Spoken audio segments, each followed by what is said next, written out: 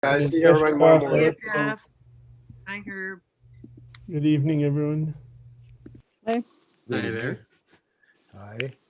Okay. Well, last class I said, I don't really know what I'm going to be doing. Pretty much I spent pretty much every moment awake since the end of the last class, studying this. And I can't tell you how amazingly interesting this has been for me. It's not my field. I don't consider myself an expert in contemporary Judaism. I just live it. And I found some really fascinating things, both really good academic articles and other things that were just like really, really powerful as I read them, and which I'm looking forward to sharing with you. So I'm going to share the tab. This is this one, and okay, here we are. All of a sudden my pointer looks funky, which is kind of cool. Well, typo there. Histories, cookbooks, art scrolls, Safaria, and Sidur Lev Shalem as a way of looking at Judaism during the modern and postmodern periods. And what does it mean? Again, just like we've done every other time, here are what we did in the first class. We'll do a little bit of review at the end too. And in the second class, down to the publication of the Mishnah. In the third class, we talked about the Bavli. Fourth class, we talked about the conclusion of the Talmud Bavli and the emergence of the first Sidurim of Aaron Gaon and Sadia Gaon, and Maimonides and his Guide for the Perplexed and the Zohar and other books of Kabbalah. Then we looked at the emergence of the Shulchan Aruch and the responses to the Shulchan Aruch, and that was in the last class. And tonight we're going to look at the historical context for tonight's class, but looking at the emergence of history and all those other things that we talked about, histories and cookbooks and art scroll and Safaria and Sidur Lev Shalem. So I thought the right place to start was with Baruch Spinoza, who I think is arguably the first modern Jew, really trying, and although he was, the question is he really a Jew? And that is going to be our ongoing question. That is, are these people Jewish, or are these books Jewish, or whatever? Baruch Spinoza was kicked out of the Jewish community. So make him, is he still Jewish, right? The Jewish community in Amsterdam wouldn't have him. And that's a really interesting question. And why did they get rid of him? We don't actually know. We know some of the stuff that he wrote later, but if you look at his the decree of excommunication, it doesn't actually refer to the things that he did later on. A little bit later than, during Spinoza's life, there was the first Jewish settlement in North America, which also changed, amazing, it's a game changer, because it's the first time since the emergence of the Talmud that you have a major Jewish community that emerges, it doesn't have any rabbinic authority. Not until the 1840s do you actually get real rabbis in North America. Bit later, you get the emergence of Moses Mendelssohn, who, if Baruch Spinoza wasn't the first really modern Jew, Moses Mendelssohn certainly was, trying to fit in German culture while being an observant Jew. And he succeeded, although his kids and grandkids did not. But worthwhile thinking about it. In the 18th century and all the way through the 20th century, we have this thing that we refer to as the political emancipation of Jews. It is Jews, for the first time, no longer functioning as part of a corporation of Jews, the Kihila, but rather Jews who were seen as individual citizens, being French without being seen as being part of the Jewish community. Didn't actually continue, because only a few, a little bit passed after that declaration in 1791, when or in 1789, when they had the Sanhedrin in France assembled, what Napoleon's Sanhedrin, which was an effort to try and create a corporatism of French Jews, which is kind of weird, undoes things. I put down where Congregation Beth Elohim adopts reform. That's in Charleston, and it was the first North American congregation that adopted modes of reform. About the exact same time, you've got congregations in Germany, especially in Hamburg, that are doing the same thing, reforming Judaism, creating a different mode, and that really does change things. It's a game changer. After that, strangely, after this model of reform, you have this rise of critical Jewish scholarship, people who are actually adopting scientific methods in order to be able to study Jewish texts. We're going to look a little bit about how that emerges, and Heinrich Gretz's Heinrich Gretz's history of the Jews was written in 1853. An amazing work, 11 volumes. It was published about 40 years later in English, and shows a lot of that kind of scholarship that emerged, the scientific approach, but also shows a lot of Gretz's own ideology. Although there were obviously Jews in North America starting in 1654, we think of the major Jewish immigration to the Americas to be in this 40-year period from 1881 to 1924. We also have in this period the rise of modern Zionism. So Jews again on the move, just like they were in the early modern period. The rise of modern Zionism clearly and importantly should always be thought of and taught prior to the Nazi Holocaust. When people sit there and talk about, oh, there was the Holocaust, and then the birth of the state of Israel, without thinking about the fact that there was a rise of modern Zionism, it actually plays into anti-Zionist critiques, because they ignore the fact that there was a Zionism beforehand, and they say, oh, the Holocaust, then Israel, and therefore Israel's existence is really a function of the Holocaust in that narrative. And then people look at it and say, oh, this is horrible. It's the Europeans' fault, so the Jews should go back to Europe. Part of an anti-Zionist polemic. So we should always make sure that when we don't make the pairing of Holocaust and Israel without talking about the rise of modern Zionism first. The Six-Day War was also a game changer in modern times, because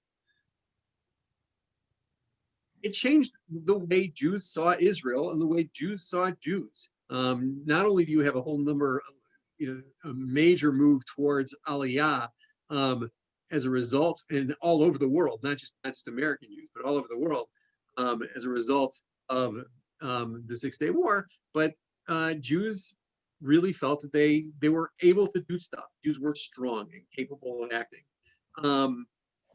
Next thing relevant to our class tonight is in 1975, the first Art Scroll imprint.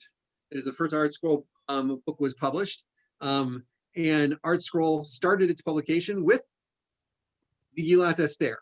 That was its very first thing. And then it went on from there to 700 different volumes they have now. And in 2017, Sefaria publishes not just, they'd already had the text of the Talmud, but now they published the Davidson Talmud, which gives you the Talmud with a translation that's accessible. And it's a major change and in the way people access and think about Jewish texts. And we're going to look at how these things emerge and what the histories of the books that we were talking about, histories and cookbooks and Art Scroll and Sefaria and also Sidur Lev Shalem as reflections of modern Jewish history. The first thing I want to talk about is the importance of affluence, right? Jews had in different communities and in different ways money, and money allowed for the creation of libraries. So if you take a look at Isaac Abba Fonseca, right? He had he was in Holland in the 17th century. He actually made he did a lot of traveling, which was to support his bibliophilia. And he collected a major library of about 500 volumes back then, many of which were in Spanish and French and Greek and Latin. He even had copies of the Church Fathers, but he was a very interesting guy, and started putting together this big library. And this was considered a huge library at the time, as opposed to David Oppenheim, who also in the 17th century, 1688, he first cataloged his books, and he had already 480 books. But ultimately, he acquired a much larger library, huge library, of around 4,500 printed books and about 780 manuscripts. Such an interesting guy. Here's that's a book that was printed. Here's my copy of the book, which I read, which I read this week. Really quite fascinating character. And he produced what was one of the major libraries, or perhaps the most important private Jewish library ever assembled at this point, and probably pretty much afterwards either. And it was purchased in 1829 by the Bodleian Library in Oxford. And then there are a bunch of other people like Hyman Michael, who was not tremendously affluent, but he was a significant scholar. And he, put together his own very impressive library of 5,400 printed volumes and 860 manuscripts. Solomon Dubno was in Russia and Holland in the beginning of the 19th century. His books were sold at auction. A guy named Eliakim Carmeli was a rabbi in Brussels. He put together about 1,200 printed volumes, and most of them ended up in manuscripts, and most of them ended up in Oxford. And some, however, I don't know, he probably destroyed the value of a lot of his volumes simply by forging some books, because it's very clear that he did some forgeries, and they were considered very inventive and thoughtful, but they were fake. And so people started questioning whether a lot of his books were actually forgeries. And in Meir Sulzberger, who you may know of in terms of his work as a publisher, but he also produced a huge collection, mostly of about 3,000 rare volumes. They all ended up at the Jewish Theological Seminary in New York, which is where your rabbi and your rabbi's parents, where your rabbi was born, actually, at the seminary. And both of us were there, obviously, too. And Moritz Steinschneider, who was living in Berlin. And again, he also had a massive library of 4,500 books and manuscripts. And most of all of those ended up at the Jewish Theological Seminary, but sadly, most of them were destroyed in the fire in 1966. But of course, the most significant library is the Library of Solomon Shakin. And you can see that's the Shakin Institute in Jerusalem. And his library included around 60,000 volumes. 60,000 volumes. They are still housed in what is called the Shakin Institute, which is now part of the Jewish Theological Seminary. So in terms of major libraries and major collections, a lot of them ended up at the seminary. which makes it one of the greatest, Jewish libraries, admittedly distributed over a couple of places, but one of the greatest Jewish libraries in the world. Now, just to give this context, right? I have, or have had, over the course of my life, around 14 to 15,000 volumes personally, in our home in our library, which is now at my home and in my wife's office. But I've given away probably around 4,300 of those books over time. So I don't currently have all of those books, but over time I've acquired books. And what does it mean when you've got so many books, right? When Isaac Abel de Fonseca was such a huge library bibliophile, he had 500 volumes, and like I could buy 500 volumes over the course of a year or 2 years, probably, right? And read them and know them, right? It changes what you are. Most of my books are Jewish, but not all of them. It definitely changes when you're talking about the beginning. I mean, first of all, what we talked about in terms of the impact of printing, right? Printing was huge, but cheap printing and cheap publishing, and widespread publishing, like that's a whole different phenomenon. What a lot of this means, though, in terms of the collection of manuscripts and that people actually put in the effort, and huge amounts of effort actually, to collect these books and manuscripts, is that people had access to it, especially once they were started collecting. So in the modern period, I want to distinguish between old genres that have been renewed, like histories. That is, there were books of history, with a big difference between pre-modern history and modern and postmodern history. There's a lot of poetry that was produced early on, and poetry that's being written now. Books of the rewritten Bible, right? What is, my wife was just teaching a class on the Red Tent. In fact, she's got a whole series called Novel Midrash. It's a great adult ed course that she's been offering for the community here in Scranton. And that's examples of the rewritten Bible, just like we saw in the Hellenistic period. Some new genres emerge in modern times. Drama, novels. The very first novel is actually written in the modern period. It's a book by Joseph Pearl. And I think rather importantly, cookbooks. These are genres that didn't exist before, but they are clearly done, and they're clearly created as Jewish books, or some of them are as Jewish books, and it's worthwhile taking a look at it, and we will. So I want to quickly talk about the question of whether, we're going to start with histories, and the question of whether do Jews have history. So Yosef Chaim Yerushalmi claimed that in pre-modern times, Jews didn't write history. Instead, they created memory. Right? His claim is that before modern times, Jews didn't write history; they just created memory. Right? And to point out what the differences are, right? History is about dates and facts and economics and looking at those kinds of causations, whereas memory is about enduring meaning and emotions and purposes, right? History uses historical documents, and memory is transmitted through Jewish rituals and tefillah and mitzvot. History looks at evidence. Memory tries to focus on the religious experience.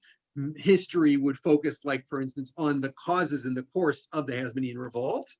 And memory would celebrate the observance of Hanukkah and the publicizing of the miracles, right? Talk about the same event, but one is from a historical perspective, one is from a perspective of Jewish memory. So the question is he right?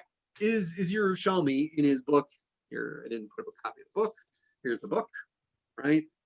It's Zachor, means remember, Jewish history and Jewish memory, by Yosef Chaim Yerushalmi. Fascinating book and a fascinating claim. I'm not sure that I buy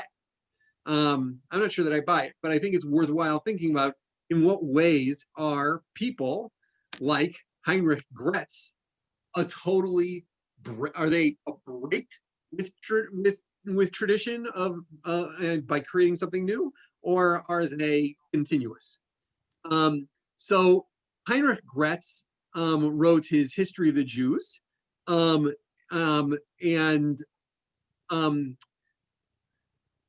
it was published in 11 volumes. Where did he get the material for 11 volumes? And here I think we have to go back to what we were talking about with the bibliophilia. All of a sudden, right, 19th century, there are major libraries. There are major collections. People have access to manuscripts. It's not just simply the text we have of the Talmud. We can see that the text of the Talmud actually has a history of itself, because what we have printed is not the same thing as what we have in manuscript. And scholars in this period could apply scientific methods and say, oh, look, here's a manuscript and here's a manuscript, and they're both different than what we have in the printed edition, which is actually the original, right? People were doing scientific study, and part of it is a function of the collections that have been produced. I don't know, has anybody been to the British Museum? You've been to the British Museum? It's not if you have, right? No? Okay, so I love the British Museum. And on the first floor of the British Museum, there's this amazingly large gallery. It's called the Enlightenment Gallery. And if you walk down the Enlightenment Gallery, it doesn't have a lot of like explanation, but you can see how things were being collected starting already in the 17th century, the 18th century, and the 19th century. And it was a function of the collections that allowed people to start doing the kinds of thinking that we think of as the Enlightenment. That is, it was because they had stuff to look at. So for Jews, that meant they had all these books to look at and manuscripts to look at, and that changed the way people were thinking about it. So right, a great question about Josephus. Yeah, see, I think Jews did history, but the question is, well, no, I think Jews did history. The fact of the matter is, Josephus wasn't preserved by Jews. Josephus was preserved by the church, and you could argue that maybe they didn't want to save that because the rabbis consciously flattened history. Right, that's what Yerushalmi says. Right, the rabbis consciously flattened history, create religious meaning. Right, so they didn't preserve Josephus because it didn't fit. But like there are lots of other books and chronicles that people produced. I think the differences are. We'll get to some more differences when we look at Gretz. So he published 11 volumes. Here they are in the German, and then it was published in 1896 in English. And I'm sure some of you have seen, this six volume. That last book doesn't belong there. The 6 volumes that are the History of the Jews by Gretz. It's a really amazing piece of work. He had his biases. He focused on Maimonides, who he spent a huge amount of time on because he really appreciated that rationalist approach. He totally ignored Kabbalah, or when he talked about it, he dismissed it as being, not, an invention. It is the original Lachrymose account of atrocities to the Jews. A lot of what, and other people would later on talk about what is Jewish history. Do Jews have history? Because it's really about what other people have done to them. I don't like that approach. I think that there, like we talked about when we talk about the chosen few in demography, I think there's a lot of places where Jews actually are acting, not simply acted upon. His history is largely a history of ideas. It's not a social or economic, or even a political history. It's mostly history of ideas. And he had both a Jewish and a Christian audience. So I'm going to take a look at a couple of passages that I think give you a good sense of Gretz. By the way, I didn't create a Sefaria page for today because none of the sources that I included are on Sefaria. Even though in the last time, we'll talk about Sefaria at the end. On most of the texts that I put on Sefaria, they are I either modified the text or I wrote my own translations, but I wanted you to have the links. So that's why I use Safari. It's a great resource. But none of these things, none of the sources that I put on today were on Safari, so it didn't make sense. Take a look at this passage. Somebody want to read this one aloud for us? It's really great.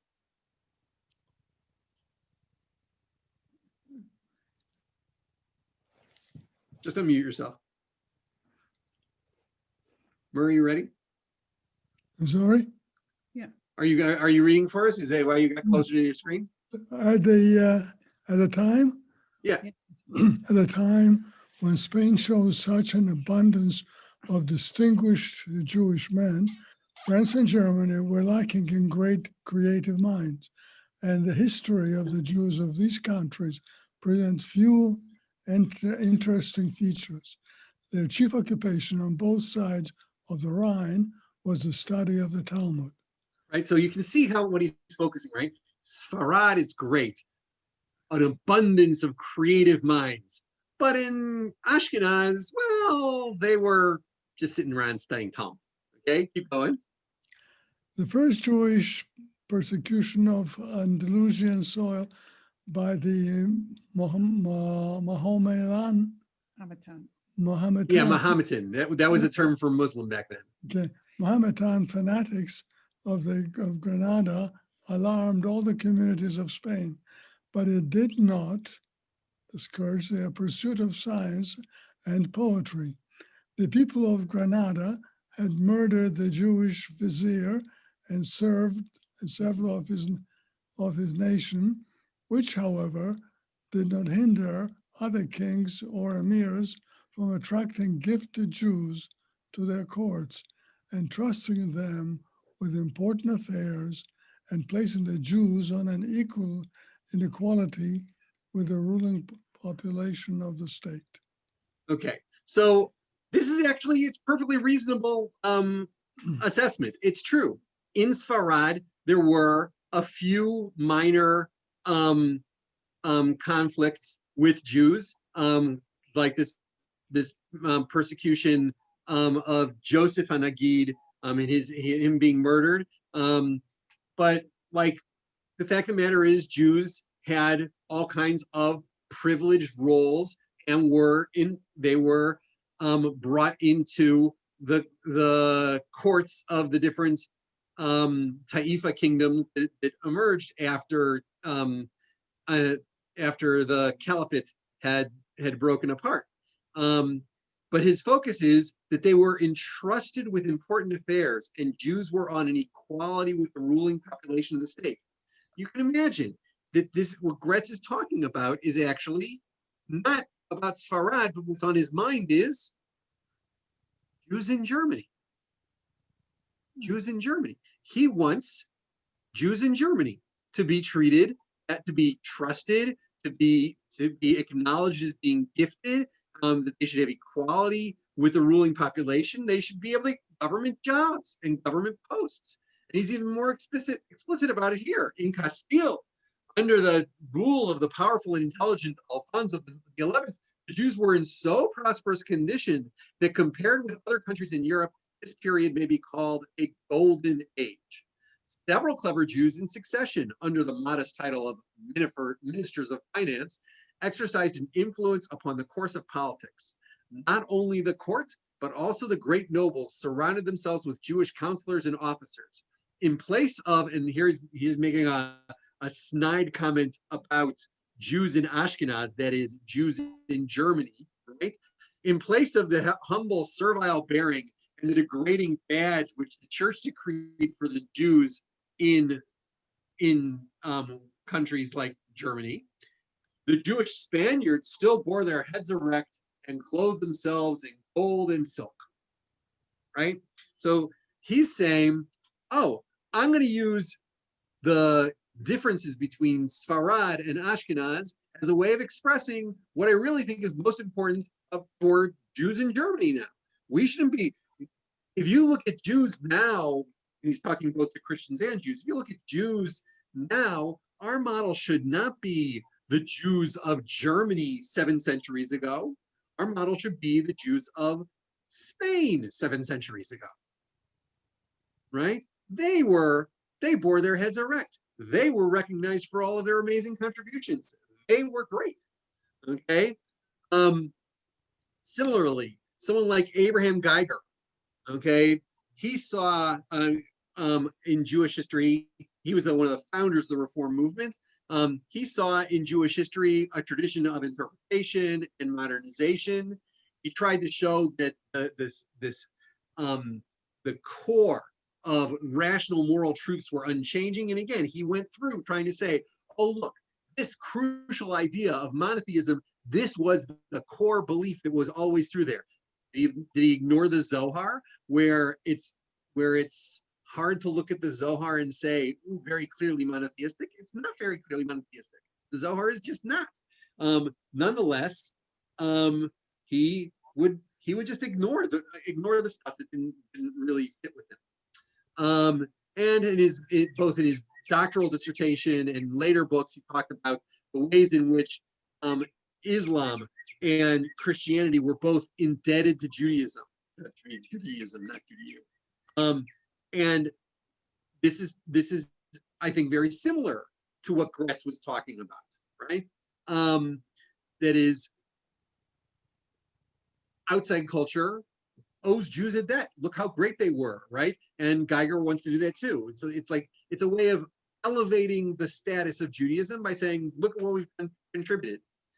And he also talks about the reformers as modern Pharisees, and he looks at the Orthodox, the emerging Orthodox, Hirsch and those people, as Sadducees, who had an outdated understanding of Judaism and were becoming irrelevant, right? He looks at the Talmud and says, oh, see, what the Talmud did was it looked at the Bible, and instead of saying, and this is really important because it's a major difference between what existed earlier, right? The Talmud has its reading, and the Midrash has a reading of the Bible, okay? And up until modern times, people would say, oh, what the Bible means is what the Talmud says the Bible means, right? What the Talmud means is what the Midrash says what the Bible means is what the Midrash says it means. And Geiger, with a historical, scientific, critical approach, looks at it and says, no, it's not what it means. It is what it means to the rabbis of the Midrash. It is what it means to the rabbis of the Talmud. They want to read the Bible this way because they're modernizing the Bible for their own communities. And just like they're capable of modernizing the Bible for their communities, guess what? We're also capable of modernizing Judaism and reforming Judaism, just like the Talmud did, right? Which is, again, it's part of his ideological approach. I was going to spend more time on Ben Sion Dinur. He's a fascinating guy, and there's some really great articles about him. But again, he is a classic example of Zionist historiography. And he focuses on the continuous league of the people of Israel and the land of Israel. And by doing that, right, I mean, you'd sit there and say, oh, well, he's a Zionist. He wants to sit there and say, oh, the Jews have always been attached to the land of Israel, despite the fact that the bulk of Jewish history happened in the diaspora. We were always attached. Now, what I find common to all of these, and I think is really, really important, is like clearly their ideologies influence their history. Does this mean that there isn't history? Does this mean that all history is just simply ideology? It's just simply preaching? Well, some postmoderns would tell you that. I disagree. I disagree with that. I think there is history to be done. That we can actually look at text and we can make good judgments. But what I think is really important is that they weren't scared of the idea that their ideologies were making their history less objective. From their perspective, they were responding to what I think is the pre-modern approach to history, which is that in pre-modern approaches to history almost always have a theological model of causation, right? If we're exiled, it's because we sinned. if we came back to the land, it's because we were acting righteously and God brought us back. Right? Whereas Gretz and Geiger and Ben Zion Dinur were saying, I'm going to demystify Jewish history and explain it not because God did this, but because people did this. People made choices. So when they're trying to figure out, like, what are the things that motivate people, they looked at themselves. What were their own ideologies? And just to make, I to say this happens nowadays too, right? Here's a screen. Here's a screen that we looked at in the second class, where I call it Hasmonean Hellenism, Bickerman, Cohn, and me, right? And we read this passage by Shia Cohn where he says the Hasmoneans steered a middle course, abjuring the Hellenism of the Hellenizers and the anti-Hellenism of the Qumranites. Their goal was to find a way to live with Hellenism, to combine a secure Jewish identity with Hellenistic culture. The Hasmoneans did not save Judaism from Hellenism so much as they showed Jews how to live with it. Now, Elias Bickerman, also known as Ezra Bickerman, right, taught at Columbia University and hung out at the Jewish Theological Seminary, right?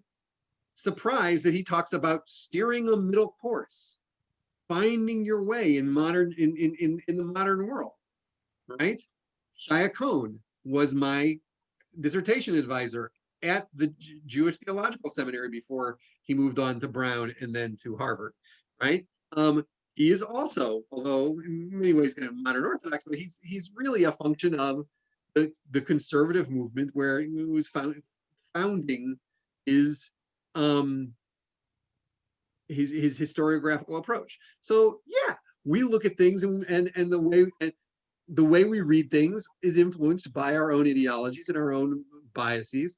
It doesn't mean that we're not doing, I mean, these are all real accurate pieces of evidence, right? Do I de-emphasize stuff like the Hasmoneans' violence? Yeah. Other people will emphasize that, especially, anti-Jewish historians. But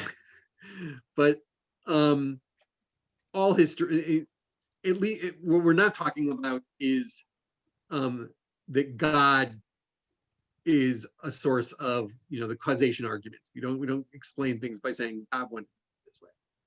Now we're going to go into to cookbooks. Okay, we did histories. Now we're at cookbooks. You look at cookbooks, and this is probably the first one that I could find, and it's an approved cookbook for Jews after many years of experimentation, right? And I want to ask this question: what makes it Jewish? What makes it Jewish, right? Well, in this case, it's explicit. It says, für Israeliten, okay? It's for Jews, for Israelites, okay? It's approved, okay? It's approved, okay? Meaning somebody looked at it to make sure that, oh, all these recipes, they're right, they're kosher, they're cool, we're gonna go with it, okay? Think about, as we look at these other ones, what makes a cookbook Jewish? And we'll see why that's a really interesting and important question, I think, for modern Judaism, right? So this one is a great one. I love this. This is by Judith Montefiore. That's Moshe Montefiore's wife, okay? And it's called The Jewish Manual of Practical Information in Jewish and Modern Cookery, with a collection of valuable recipes and hints relating to the toilets, edited by a lady. Okay, later on you find out, oh, this is Judith Montefiore and stuff like that. But on the front, she just wants like, oh, right? I'm a lady. I shouldn't put my name on the front of a book, right? So these are really interesting. There were already books about culinary science that were already available, but she writes about those other books, replete as many of these are with information on various important points. They're completely valueless to the Jewish housekeeper, not only an account of prohibited articles and combinations being assumed to be necessary ingredients of nearly every dish, but from the entire absence of all the receipts peculiar to the Jewish people, right? So she says, look, there are other cookbooks out there, but like, you know, they're not going to be kosher and they aren't going to be particularly Jewish. So our collection will be found to contain all the best receipts. That's what they used to refer to recipes. Hitherto bequeathed only by memory or manuscript from one generation to another of the Jewish nation, as well as those which come under the denomination of plain English dishes, and also such French ones as are now in general use at all refined modern tables, right? So she has this claim, right? It's going to be a Jewish cookbook because I'm going to make sure that it's kosher. And it's a Jewish cookbook because I'm going to try and put in traditional Jewish recipes that you used to have to like write down copies, right? And how many of you have, you know, like a handwritten copy of your, you know, your mother's recipe or your grandmother's recipe for Elko's or Schnecken or whatever, right? So she does this, and she includes in it substitutions, right? She has this really fascinating passage where she's talking about making a bechamel. She says, these are not appropriate for a Jewish kitchen. Why? Because what are you going to put a bechamel on a steak? No, God forbid, or a mornay. No, that's not kosher, right? So she talks about ways in which you can make substitutions, right, with eggs and potato starch and stuff like that. There was very little as I went through the whole cookbook, which you can download off archive.org. But I went through the whole cookbook, very little that I could identify as particularly Jewish, but there was one thing called a Palestine salad that was made with Jerusalem artichokes. That was it. It was like Jerusalem artichokes. Now she knows Palestine because she went there with her husband. And in fact, before they went to Palestine, they, in 1828, I think is when they went, right? Before they went, Moshe Montefiore was not particularly observant of kashrut. He had this religious awareness that emerged as having gone to Palestine. This is also really interesting that and there's some Passover, a couple of Passover recipes in there. But what's really fascinating is she refers to chorizo, right? Which was, when I saw that, I said, oh, right, of course, Moshe Montefiore is from a Sephardic family. So chorizo, which we would pronounce as chorizo, right? Chorizo sausage, or chorizo sausage, right? Is a Sephardic sausage. It's made with beef, not with pork, or at least that's how she would get it. And she has several recipes that talk about using this in there. So here's another one from 1853. And again, question: what makes a cookbook Jewish? Well, it's called Cookbook für Israelitische Frauen, right? Cookbook for Jewish women. Okay, and it's full of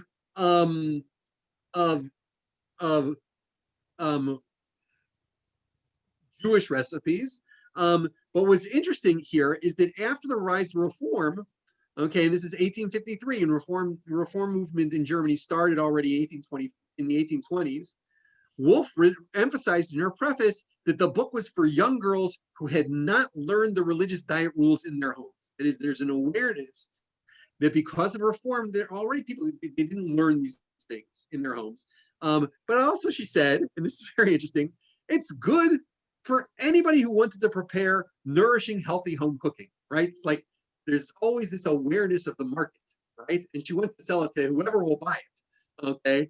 So you want to buy good, healthy cooking, you can get it here too. Now, this is an interesting one. Aunt Babette's Cookbook.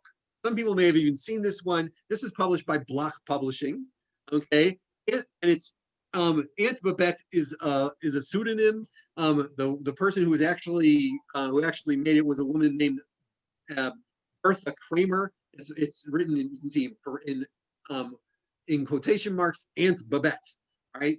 There's no Aunt Babette, but Bertha Kramer was the person who wrote it. Foreign and domestic receipts for the household, a valuable collection of receipts and hints for the household, many of which are not to be found elsewhere. Now, what I found really fascinating in this one, which I only could find selections from, but it includes baked oysters on the half shell. It includes how to skin a hare. It includes, that's a rabbit, right? It includes how to steam shellfish. And and it talks about all kinds of things, including, you know, other kinds of forbidden foods. And this is Block Publishing, okay, which was a Jewish publishing concern, okay, big Jewish star on it, right? Now, is she ignoring kashrut? Well, you might think so, but actually, she refers to, she has a sentence in there, which I did find, which is, nothing is treifa that is healthy and clean. Nothing is treifa that is healthy and clean, right? And which is why she, right? And from her perspective, that allows her to include recipes for ham, but not for bacon, because I guess that's not considered healthy, right? But ham is. Again, she's redefining kashrut. This is what would emerge, you know, in a reform context, I guess. Block Publishing published it, and it was their major cookbook offering for this publisher. Now this one you can actually get copies of. The Jewish Cookery book, I have a copy of it. I forgot to bring it upstairs, but I have a copy of this one because facsimile editions have been made of it. But I just love the title. Esther Jacob Levy's Jewish Cookery Book on Principles of Economy Adapted for Jewish Housekeepers, with the addition of many useful medicinal recipes and other valuable information relative to housekeeping and domestic management, right? And she has all kinds of stuff in there. She has reminders about the importance of having mezuzahs and instructions on preparing things on Shabbos or for Shabbos, and how to kosher and carve meat. And she also has stuff like supervising servants, right? So this is 1871. This is before the major immigration to America. So the Jews who were in North America at this point were actually fairly wealthy before those immigrants arrived. So she has recipes that are, I mean, the recipes here are kosher, but she's a social climber, right? So she talks about making mock turtle soup, right? Because you can't have turtle, but like mock turtle soup you could make. But she doesn't spend a lot of time talking about other Jewish aspects, and she assumes a certain level of Jewish knowledge, which I think is really interesting. She has a recipe in there for butter soup for the 9 days of lamentation, without any reference to when the 9 days of lamentation are. That is the 9 days of 9 days before Tisha B'Av, from Rosh Chodesh Av until Tisha B'Av, right? What a butter! I didn't actually try to make the butter soup recipe because that sounded like really gross to me. But whatever, butter soup. But there is a certain awareness, assumption about the social level of who were the Jews at this time.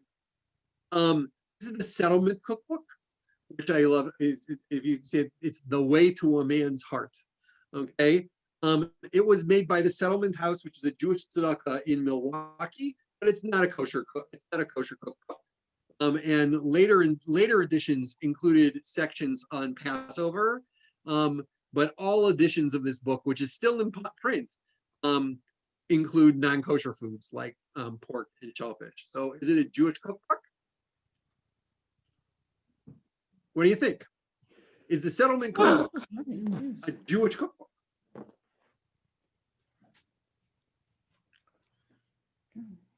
Hard to think of it as Jewish cookbook. Hard to think of it that way, given the fact that it's, you know, it's not a kosher cookbook. It is by Jews. It's meant to support a Jewish tzedakah concern, right? I mean, lots of these books, a lot of these things were produced in the first place as money makers for different, you know, social concerns, organizations, and stuff like that, right? So at this point, you have to step back and you have to ask yourself, like, the real question is, what is a Jew? Well, right? This maybe covers people who are Jewish, identify as Jewish, but aren't following kashrut necessarily. Exactly so, right? So again, if we have it, and this is one of the issues around with in the modern period is, if we can no longer use an essentialist definition of what is a Jew, right? A Jew does this, a Jew does that, right? A Jewish cookbook is this or is that. Here are Jews doing these things, right? And not clear that we can make those kinds of claims, or that we should make those kinds of claims. Whereas for some other people, and we'll talk about that in a moment, right? That clearly is a claim that we're going to make. Judaism is essentially one way or not. But we'll get to that later when we get to art school. Here's another. This is the International Jewish Cookbook, a modern kosher cookbook, also published by Block. Okay, and I love this cookbook. It's really interesting. The publisher writes right in the beginning, writes, "It is with pleasure and pardonable pride that the publishers announce the appearance of the International Jewish Cookbook, which, though we do say it ourselves, is the best and most complete kosher cookbook ever issued in this country. It is the direct successor to Aunt Babette's cookbook, which has enjoyed undisputed popularity for more than a generation, and which is no longer published." It is actually published. You can still get it. The International Jewish Cookbook is, however, far superior to the older book. It is much larger, and the recipes are prepared strictly in accordance with the Jewish dietary laws. So here you can see, in 1918, a generation or so after Aunt Babette's cookbook, okay, this cookbook is out, and it's marketing to a much more observant Jewish community, right? You've got all of those Jews who've arrived from Eastern Europe in this major period of immigration, and all of a sudden, this is really important. There is, by the way, and I have to talk to my friend. I've got a friend here who's done a history of vegetarianism as a social movement in the country. A guy named Adam Sprinson. He teaches at Marywood University down the street from us, and it has a whole big long section about meat substitutes. How you soak and chop up these lentils and mix them with breadcrumbs and right, all these different kinds of meat substitutes, which I'm sure he would just really eat up. So now I want to look at commercial cookbooks. Okay, so you got this one here, which is the famous Idishe Ma'acholim, which is translated as tempting kosher dishes from Manischewitz, right? And it was in Yiddish, right? And it features Manischewitz matzah products, right? Or this one, which I love, Crisco recipes, right? Crisco recipes, okay? Which for the Iddischer Balabusta, okay, for the Jewish housewife. Now, Crisco was produced by Procter & Gamble. Is that what you said? Right? Procter & Gamble, neither Procter nor Gamble were Jewish, but they realized pretty early on that Crisco was actually a really good product for Jews who wanted a parva schmaltz kind of thing, and you could get it, or a parva butter substitute. Sorry, and it includes traditional Jewish recipes like kugels and blintzes, but it also has Americanized recipes like lemon chiffon pie and chicken Southern style and stuff like that. So here are a whole bunch of ones, right? This is from Betempt. I'm not sure whether this is the same Betempt of the pickles. This one is Planters Peanut Oil. Planters Peanut Oil, which nowadays people sit there and say, peanut oil? Ugh, that's kidney oat. You can't have it. Back then, that was normal, right? And here's another one from Planters Peanut Oil. So they went into two different publishing. This is also from Betempt. This is anybody reading this one? Gold Medal. It's from Gold Medal Flour. Okay, Gold Medal Flour. There's their cookbook, and here's Rokeach. So now let's look at some contemporary ones. So this one is clearly reinvented recipes from a modern mensch. Okay, he's giving himself his own haskama, right? I'm a modern mensch, okay? And this is Jew-ish. It's kind of like I'm going to give you a cookie, but it's going to be made out of eggplant, okay? Or like, right? So he has these, reinvented recipes. Or this one, which also tells you a lot about contemporary Judaism, Bubby and me in the kitchen, right? That is, it's about connection to our tradition and how many of contemporary Jews, right, their primary connection to Judaism is through their bubby or their zaidi or through the food items that they would eat, right? So this is a really important way of doing it. Yet it still is a kosher cookbook of beloved recipes and modern twists, right? Jews are always trying to fit themselves into and presenting themselves as modern. It's part of what modernism is for Jews, is that we fit in, right? We fit in. We've got modern twists. It doesn't have to be, the way we would normally do cholent, right? Modern Jewish cooking. Okay, again, this is actually a really good one. But like, what makes it Jewish, right? It's actually doesn't do anything that violates kasher, but not clear. Okay, now this is a really interesting one. Judith Montefiore and Sami Tamimi. Okay, the Jerusalem cookbook. Anybody have this one? It's really beautiful, right? Okay. Do you notice it's a beautiful cookbook with beautiful pictures, as was plenty. Okay, but what is I find most interesting is that Jerusalem is their common city, but Sami Tamimi, okay, although his name would pass, is actually not a Jew, right? Sami Tamimi is a Muslim Arab. I'm not sure he's Muslim Arab or Christian Arab, but he grew up on the Arab east side of Jerusalem. He's an Arab, okay? He's not like Judith Montefiore, who is actually a Jew of Italian extraction, I think, right? And that is a really interesting issue for Jews in modernity, not just talking about North American Jews, but Jews in modernity, right? To what extent is Israeli identity a substitute for Jewish identity?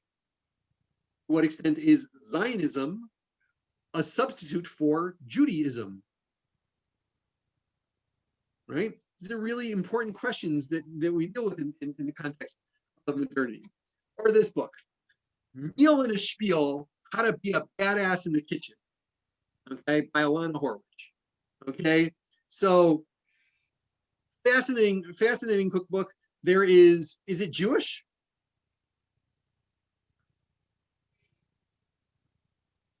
What keys you in that it's a Jewish book? If it's a Jewish book. One Yiddish word and a fairly Jewish sounding name. The spiel. Right. That's the Jewish word, right? She throws it, right? This is what I like to call, okay, so I'm sure you would have all experienced this, right?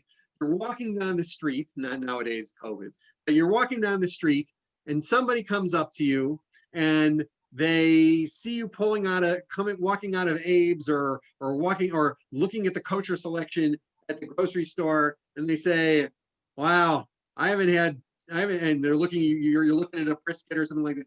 I haven't had a brisket like that since my cousin's bar mitzvah or something like that. I call that bageling. It's actually a sociological bageling, right? Somebody is identifying themselves as a member of the tribe to you by using some kind of code like spiel, okay, that says, hey, look, I'm like you, I'm a Jew, right? And it's bageling. That's what this cookbook is. There's nothing Jewish about this cookbook, okay? Although, I mean, her humor, she writes a lot in the cookbook. There's a lot of her humor, which is kind of funny, okay? But if you look at the reviewer, okay, on this one, he says she has a Chianti braised brisket that tastes like Tuscany but feels like Shabbat. Tastes like Tuscany but feels like Shabbat, and that's not surprising because she describes in the forward to the book that growing up she was dinner for her was her mom or her dad pulling out lean cuisine from the freezer and nuking it, and that was dinner, and that's what she grew up with. and she decided she liked food and wanted to learn to cook. So she went to Italy to learn to cook, went to Italy, came back, and now she's going to write a book on teaching you how to cook, right? But she's got a Jewish sensibility and a Jewish sense of humor. So meal and a spiel. And that's how she passes it. I mean, there's nothing really Jewish about it, okay?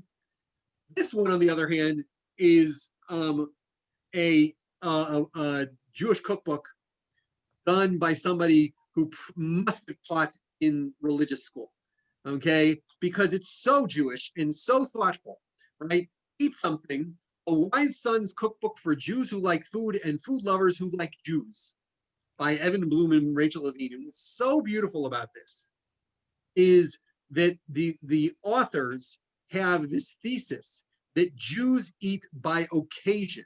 So the book is organized into 19 different events and celebrations, chronicling a Jewish life, from foods for a bris to foods for a shiva, on all the events in between, Shabbat and for Passover and the holidays, and the first meal home from college, and for Jewish dating and a wedding, and like all of these high occasions, and the food is orchestrated to the occasions, right? This is somebody who's actually really thinking about their Judaism and trying to create a way for what my sister likes to call gastronomic Jews into their Judaism, right? Don't just make yourself kishka, okay? Make yourself kishka for this meal, because this is like a Jewish event. Like there's a real awareness there. I find it fascinating. And then, just as one last example of a really interesting cookbook, which again shows the ways in which Jews try to fit their environment, right? So she has a recipe for what you do with poi on, or what do you do something like that in Hawaii, okay, for Passover. There's instructions for having a Jew-ow as opposed to a pork-filled luau, right? But that's what this is. Jewish cookbooks really are a marker of Jewish modernity, with all of their differences, with the claims this is a Jewish cookbook, but it's not really kosher, or these ones which really are kosher, but it's really about what is Jewish in contemporary times. Now I want to talk about Sidurim. So I mentioned that I have a whole case of Sidurim. The fact of the matter is, that used to be in our old house, it was twice as big as that. We got rid of piles and piles of Sidurim, gave them to our old shul in Greensboro, Beth David in Greensboro. But there's an entire case of Sidurim. The Sidur is a battleground in modern times. And so here is an example from the Hamburg Synagogue in 1819. They published their own Sidur. Here is the traditional Ashkenazic Musaf, and this is the one that they have there, right? Here it is in Hebrew. If you've got the Hebrew, here it is in English. Look what they cut out, right? So they cut out the part about speedily reveal the glory of your kingship, because they don't want to be political. Because in 1819, Jews want to be fitting into Germany. So they get rid of all of the national stuff. Gather our scattered people from among the nations and bring us to your city Zion. Totally cut out. Your temple, bring us back to your temple in joy, where we may offer sacrifices. No, don't want sacrifices. Instead, accept our prayers in place of the sacrifice, which is not surprising. We have a similar language in Sidur Sim Shalom. But this was a huge issue, and people were talking, and people said, you can't daven from any Sidur. You can't daven from any Sidur that changed the text from the text that we have. Now, that language was really problematic, because in this period, you have people who, looking at different editions, because they're collecting books and they're looking at manuscripts, are recognizing that the text of the Sidur has always been kind of fluid. There isn't an established, traditional, I wrote traditional Ashkenazic Musaf. That is the current traditional Ashkenazic Musaf, because now we have a tremendous amount of uniformity because of printing. But if you look at the manuscripts, the texts are all over the place. And there are all kinds of differences, right? But Jews in this time period were really, really hesitant or really, really hostile to the idea that you could edit this. Now it happened again, right? And here is the document for the excommunication of Mordechai Kaplan, who at the time was faculty member of the Jewish Theological Seminary. And they got together all of these rabbis and Hasidic rebbes and the heads of the yeshivot, and they issued a decree of excommunication in 1945 because who knows what will result from this heresy. So worried because Mordechai Kaplan, who was actually a graduate of Yeshiva University before he came to teach at the Jewish Theological Seminary, right? Who knows what will result from this heresy? And it's because he got rid of a lot of language, like got rid of the language of Tchiat HaMetim, of resurrection. He got rid of the language of Jewish chosenness, right? So they make a complete and total prohibition and harem on this Siddur, excommunicating anyone who holds the Siddur or looks at it, whether in private or in public, and one who obeys the decree will be blessed, right? This became a huge scandal. It actually worked out exactly opposite because of what they intended. They thought they would be able to have an influence on the Jewish Theological Seminary and its faculty. At that time, many of whom were Orthodox or nominally Orthodox, even though they were teaching at the Jewish Theological Seminary. Instead, Louis Finkelstein, who was the chancellor at the time, said, no, nothing doing. We are going to stand by the academic integrity of Mordechai Kaplan. The fact of the matter is, they had already been thinking about disciplining Kaplan just a few years earlier. But when the Orthodox started attacking him, they buckled down and they said, we're going to defend Mordechai Kaplan. And it changed the nature of the seminary and the conservative movement for a generation. Again, books can be really important markers for conflict and instigators of conflict. Yeah. Okay. Now I want to get to Art Scroll. How many of you have a book by Art Scroll? Right? Most everybody has a book by Art Scroll. I have. I used to have Art Scroll. Oh, here's one. Better see what you got. Right. So if you look at Art Scroll, right, the most common is, and I do have it over there, is the Art Scroll Siddur. It emerged, Art Scroll emerged in 1975, as I mentioned, with their book on Esther, but the Art Scroll Siddur is the publication that they did the most with. Really quite amazing. But what its claim to fame was that it gave you this script, right? It wasn't just here's the text of the Siddur with an adequate translation. Here's what you do at each point. And it says it in this language. This is what you do. Okay. Then you got the stone Chumash, and here the Schottenstein Talmud. I got a copy, some volumes of that which I've needed for teaching or something like that.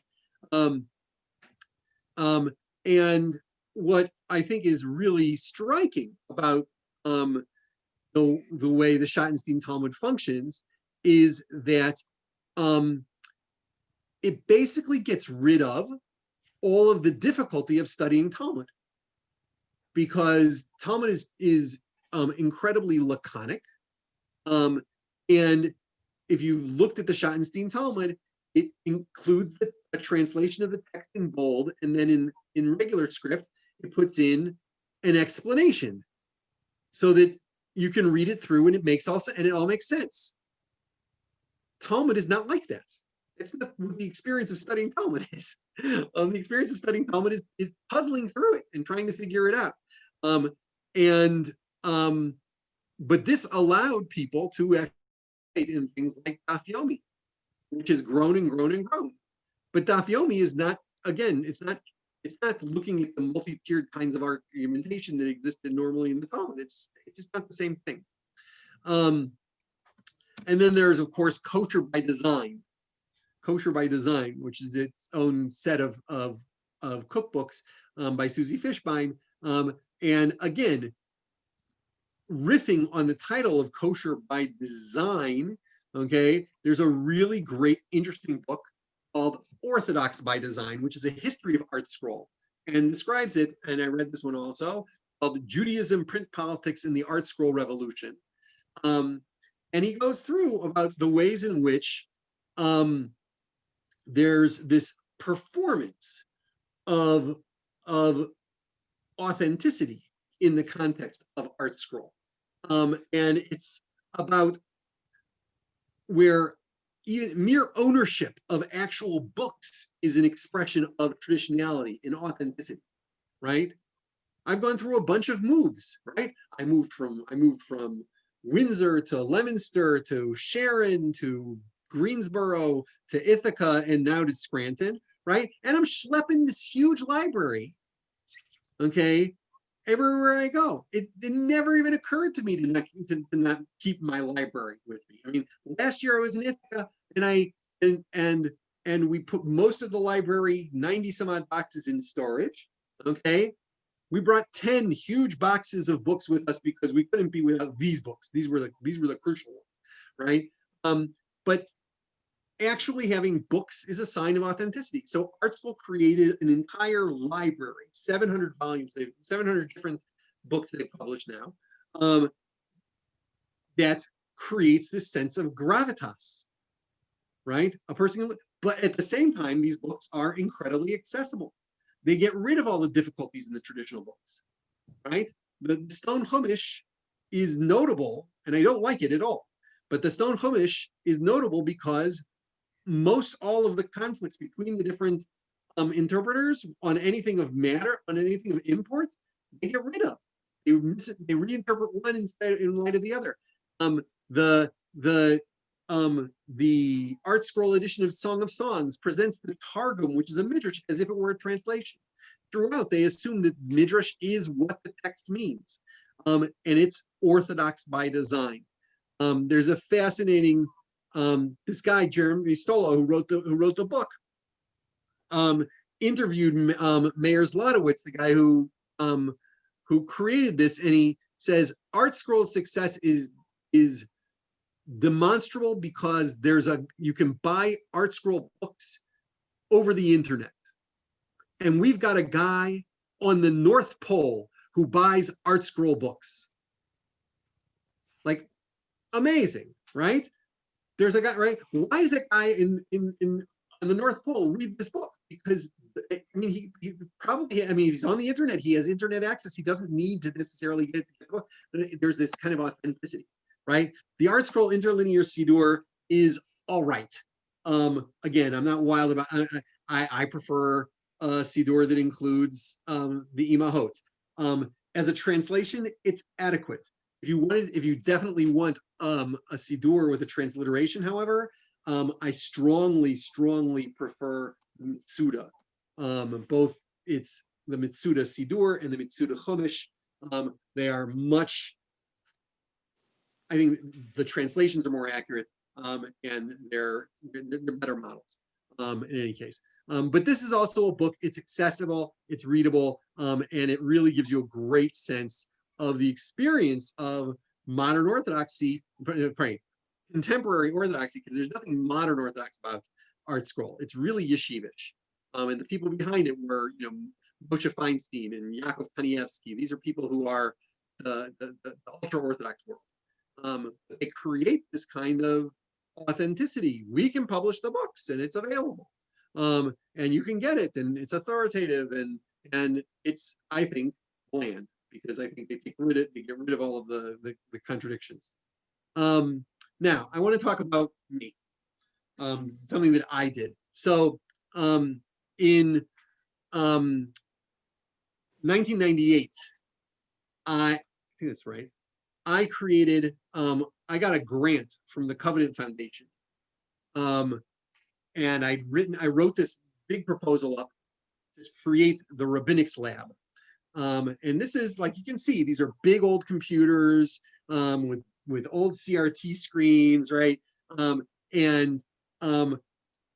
So what I did was I got this grant. It was $250,000, and I outfitted this room with with 7 networked computers. All of this is like big deal, right? Back then, like it wasn't the easiest thing to construct a network and I got a very good library, and I put together a set of tools. Some tools that you got on CDs, some CDs, not DVDs, on CDs, some tools that you got from the internet, because there were some people who had already started producing some tools on the internet that were it was very low tech internet stuff, low tech HTML, and a library. And the idea was to teach kids to do original research online.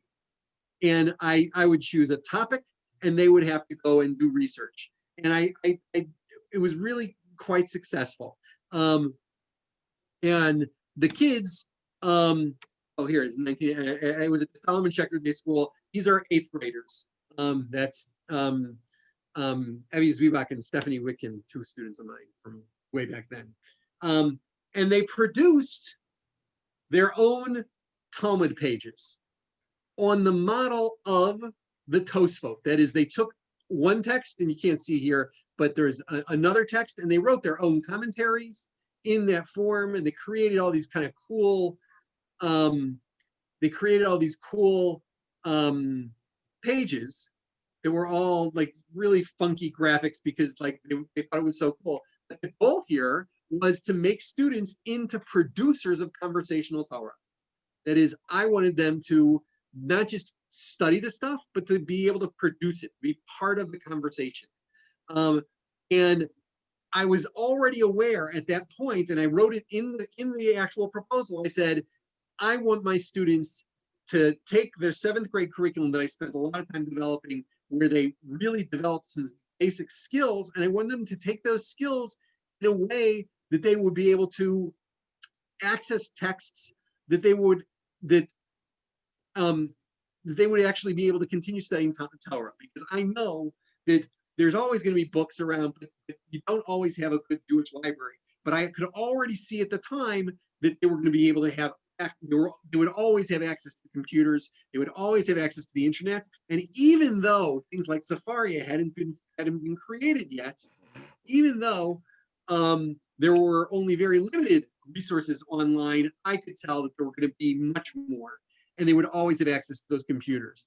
And so what I wanted was for them to make computer study, that is studying Torah on the computer, authentic. And I had a really good relationship with the students, and they did it with me, and they knew that I use the computer when I'm studying Torah, and that I use, nowadays I don't use a CD anymore. I use a little disc on key. This is all of rabbinics on this little USB key, right? But I knew that if they saw me doing it, and if they were participating in doing it in my class, and it wasn't just about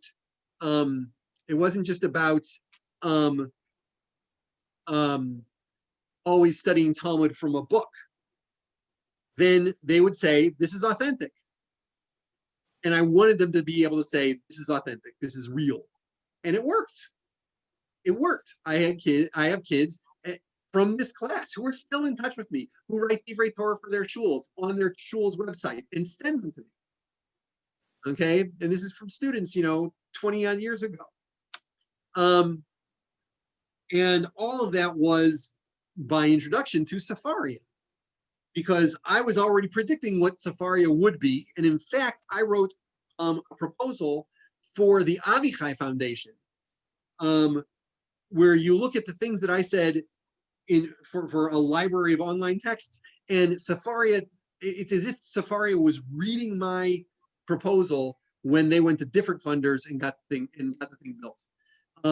So if you take a look at Sefaria, right, what it has now is this amazingly broad library. It didn't start with this complete broad library. It started with Tanakh and Mishnah and Talmud and Midrash, and then Halach, and then they started adding things in, and they created this broad library that, back in the day, right? Again, think about the bibliophiles that we started with, right?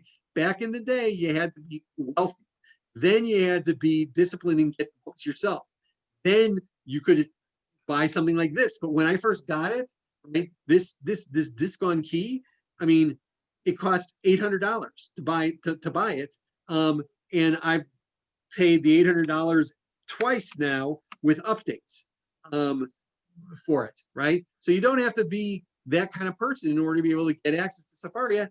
Anybody can get access to Sefaria, right? And it's not just that you can get access to it because it's on your internet. You can easy access to it because it has these kind of translations, which again, as I mentioned, this translation pretty much gets rid of the difficulties in studying Talmud, right? You see, you got the Hebrew is translated in bold, but then the bulk of this is not the bold because that's the explanation, right? It gets rid of the need for really puzzling the text out, but this is the way they've done it, okay? It's about ease of access. It's not about what for me was the authentic aspect of Talmud, which was a real puzzling, which, by the way, I want to contrast with a really great yeshiva that exists now. It's called Sivara.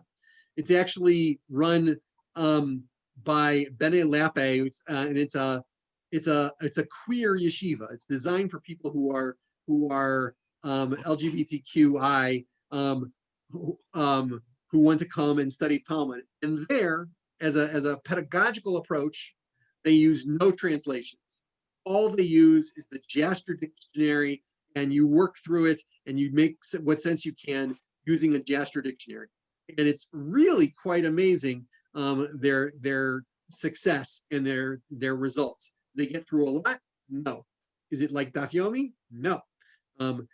But they actually develop some skills, which is kind of interesting. You can produce these source sheets. So here's, example, my source sheet, right? Here, if they don't have the text, you can type it in.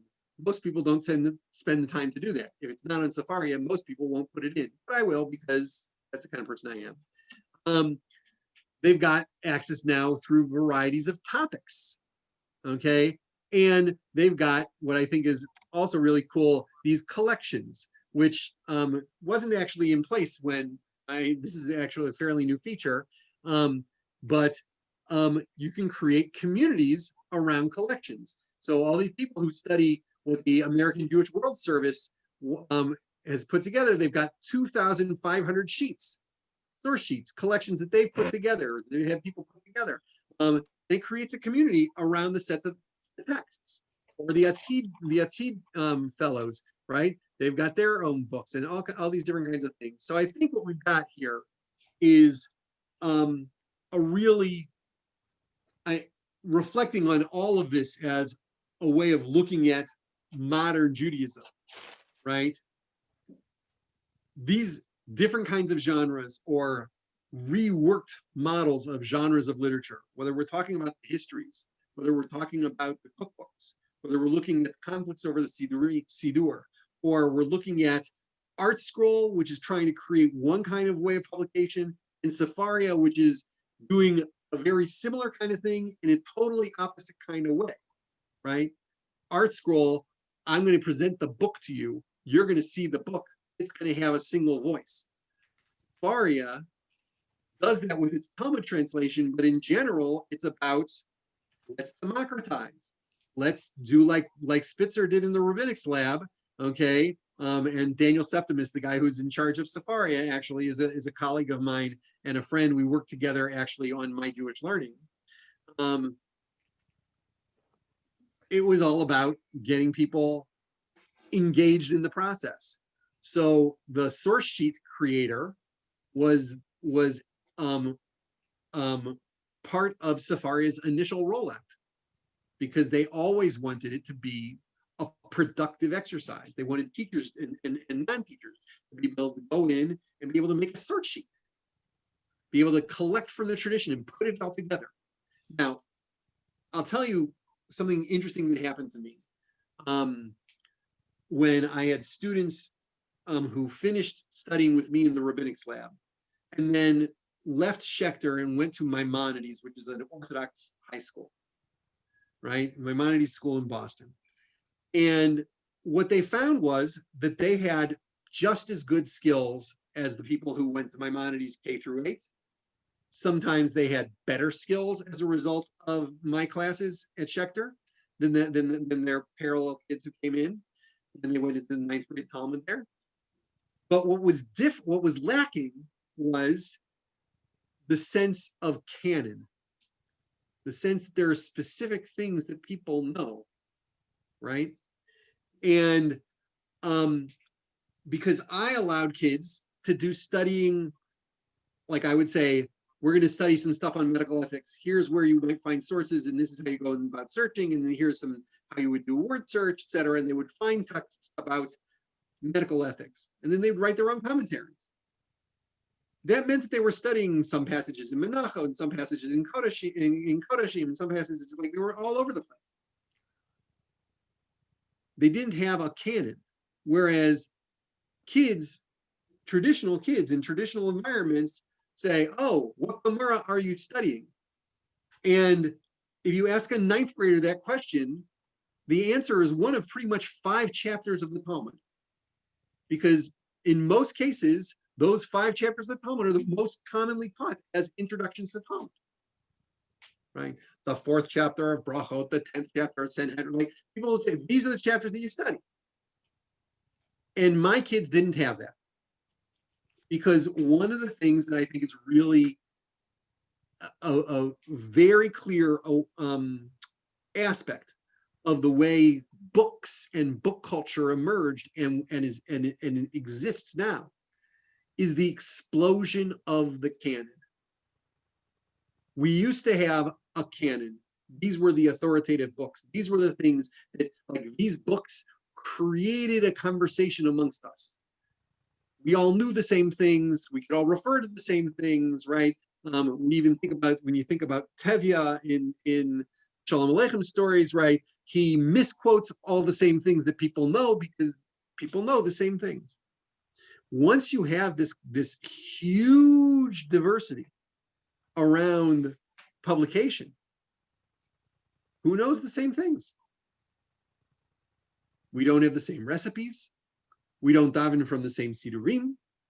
We don't study the same chapters of the Talmud because your rabbi can produce a source sheet that includes passages of the Talmud that nobody else has ever studied. We don't have the community that's created around canon when canon is limited because we've exploded the canon. And in some ways, that's, I think, a real challenge for contemporary Judaism. And on the other hand, it's a really great opportunity, right? I think, I mean, it makes the standard for what does community mean and how does community organize itself that much more difficult. And I think that one of the ways we do that, one of the ways in which we create that kind of community is by recognizing that people are going to bring different voices to the conversation. And that brings us back to like what it was in the time of the Talmud when the Talmud was being produced.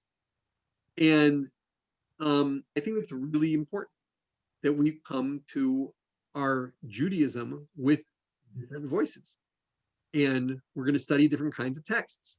And we have to say, it's going to be something about the modality in which we study, or the context in which we study, but not the what we study. And the same thing with our Siddur. And I'm going to make my last comment about Siddur Lev Shalem, which I happened to be when at the Rabbi Spitzer's installation weekend, and Rabbi Scheinberg came, and he did a really nice session about the machzor, but it also applies to the Siddur. Is his goal was to create a Siddur that put the davener in the driver's seat.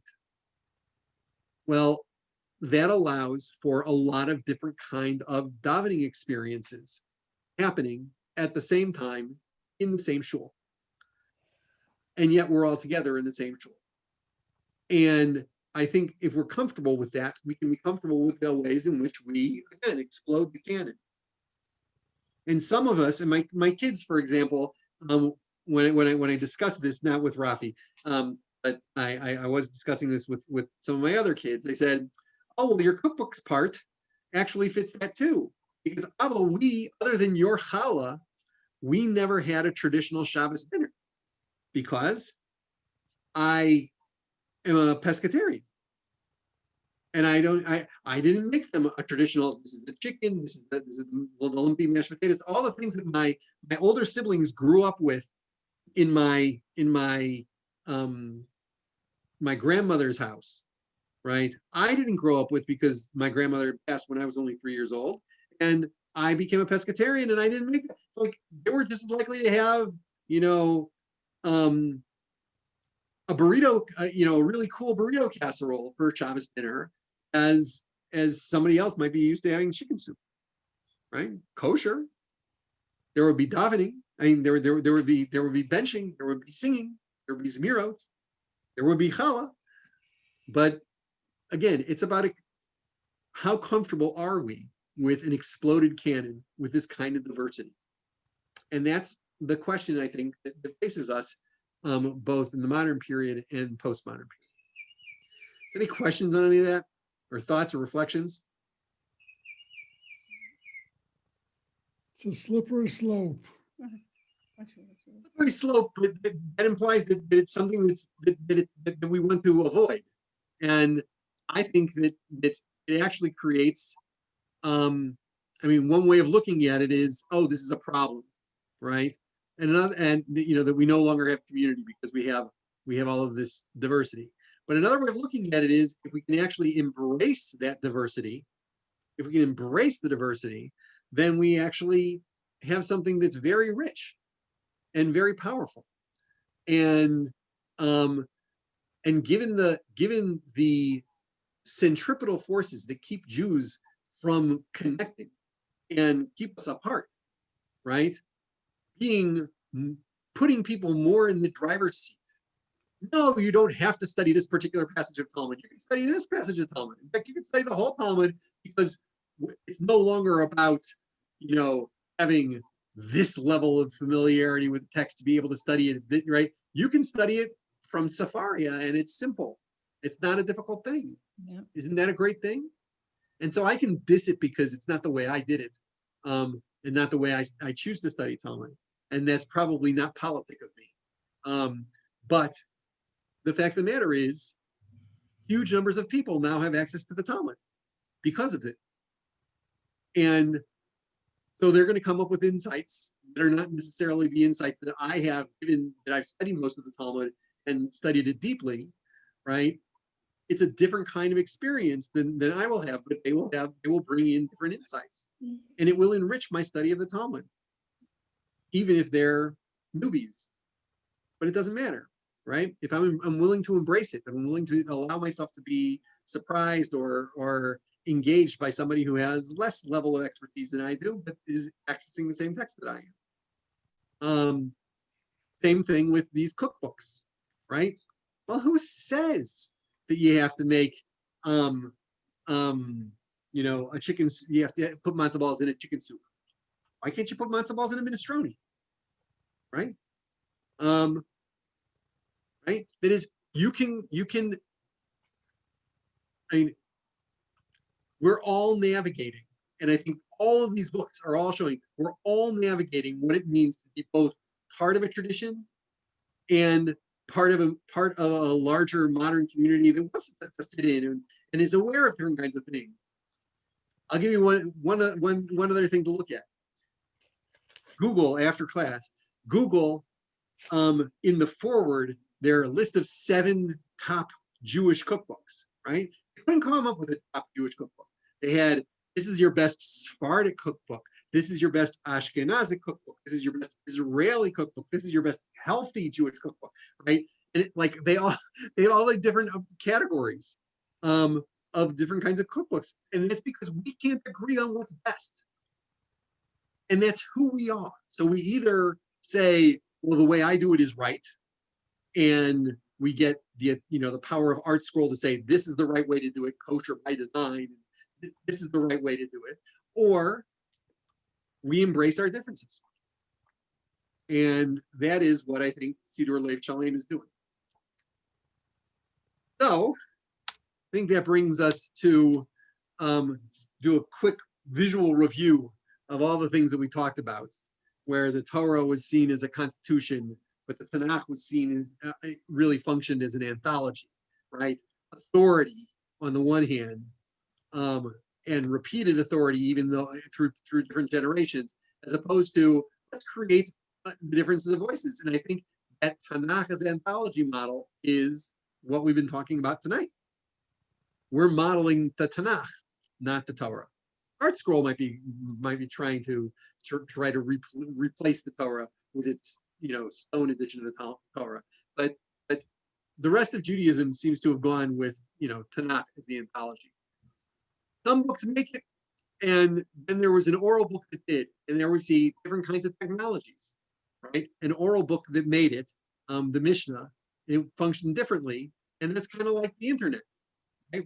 We've got a lot of publication that's doing it in a different way, and there are all these other books that maybe didn't make it.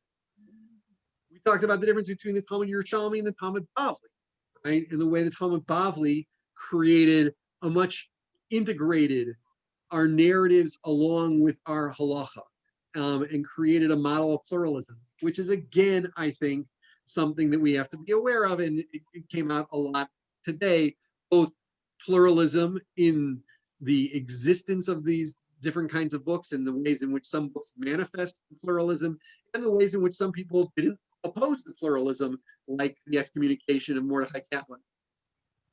We talked about the importance of the Siddur and the ways in which it becomes a source of conflict. We also talked about the rationalism that Heinrich Gretz really liked in Maimonides, and how he ignored the Zohar and Kabbalah. We see how Art Scroll is really responding to the diversity of Jews by creating this library of books that they really want to kind of codify and create an orthodoxy by design, so that all kinds of Jews will look at this and say, this is what is authoritative. And then there were a lot of people who said, I don't want your set table, and respond to Art Scroll with that's not for me kind of approach. And we look at Safari and say, that's much more for me, because I can actually own this, and I can actually create my own stuff, and I can create my own source sheets. And that's where we are. Do we bemoan, as Murray seemed to imply, do we bemoan the lack of that coherent authority? Or do we turn around and say, hey, we are diverse. We're diverse for all kinds of reasons. Judaism has a long history of that, goes back to the Talmud, goes back to the Tanakh. When you look at Kohelet on the one side, Ecclesiastes, as opposed to the entire rest of the Bible, with which Kohelet disagrees, right? But it made it in. So we can make a space for diversity. We can make a space for difference and these different kinds of voices. And I'm really pleased that, again, I didn't know what I was going to find when I went and looked at these histories and cookbooks and Art Scroll and Safari and Siddur Lev Shalem, because it's not my field of study. But I spent all week doing it, and I found that maybe it's predictable that I found that a lot of the themes that we saw earlier on get reiterated and in different ways in the selections of books that we included for tonight. So I want to say thank you to all of you for sticking it out and for putting in the time to get this kind of back to the basics look at Jewish history through the books. I hope that the future back to the basics classes that you take will that your experience of this history will actually help you contextualize a lot of what you look at later on. For those of you who go to Minyan, I hope that what you learned about the Shulchan Aruch will help you there as well. And I wish you all success and continued studying in your adult study, and say thank you for the opportunity. Thank you very much, Mr. Koch. Thank you, you. Jeffrey. These were just wonderful. I'm Well, so I'd much. like to I'm thank glad you you. enjoyed. I'd like to Yeah. thank you Thank- for opening the mind a little bit more. Some of us giving a broader perspective. I hope so. Mhm. And I did refer, I should have probably put this also in the review. Things I pointed out in the very first class, I included and I think that there are somehow resources on that first Safaria page. You're welcome to go to my website and to use that Jewish history timeline. It is really, really useful. I don't know what the rest of the classes are for the back to the basics or what additional adult study, but like these are really useful tools. I put a lot of time into building them, and I like it when people use them. They are broadly used, actually, especially the Jewish history timeline is getting lots and lots of hits because you've got all these schools that are doing online learning and people are using the tools that I've created, which I'm very pleased about. But I don't know too much about adult ed uses. I just know when schools are using them, usually the teachers write me and say, oh, hey, we're using your tool, da, da, da, da, and we found this error. Can you correct it? And can you throw in this thing because it's really important to our curriculum, but it's not on the timeline. So all those things that happen on a weekly basis. But I haven't heard too much from rabbis out in the field. But hopefully now you can bring a more of a historical sense to what it is that you continue to study. I look forward to seeing you Thanks. at your minyanim when I come to you, as opposed to or when you come to our minyan. And I look forward to post-COVID being able to come and daven at your shul and join with my family there and seeing you there. Well, thanks very much. Thank you very much. Thank you. you very, very much. It was Thank you. very, very good. I'm Thank you. glad you Rabbi enjoyed it. Yameinu. Thank you. All right. Okay. Yeah, the hair of you made it. Oh, I'm sorry. I forgot to stop the share. I'm sitting here talking. Oh. I should have stopped the share. I'm sorry, totally forgot. It's okay. Because I've got two screens and I can see both of you. I can see all the people and the stuff. Anyway. Okay. Well, take care. Okay. You Now, too. Josh, you missed my really nice No, I was listening. summation. Oh, you were listening? Okay, great. For just a couple of things. I'm sorry. I've been listening. But yeah, so what is, by the way, the next Back to the Basics session or It's going to series? be a series on prayer book Hebrew. that Prayer book Hebrew. Rabbi Spitzer is going to be leading, starting Excellent. in February on Sundays. Wonderful, wonderful. There's a lot of great work on that. It's been done, including by his mother, who wrote this really great Siddur for young people called Siddur Tov Lahodot. So very good. Anyway, I again wish you all the best and look forward to being able to come and see you. I'm planning on coming up to just help with Jonah, Zev, and helping Rachel at some point, but that will be before we are open and see you. But Hopefully. like I said, hopefully I'll be able to see you in real space as well as virtual space. Thank Take you. care. Lila Tov. Thank you. Lila Tov all. Lila Tov.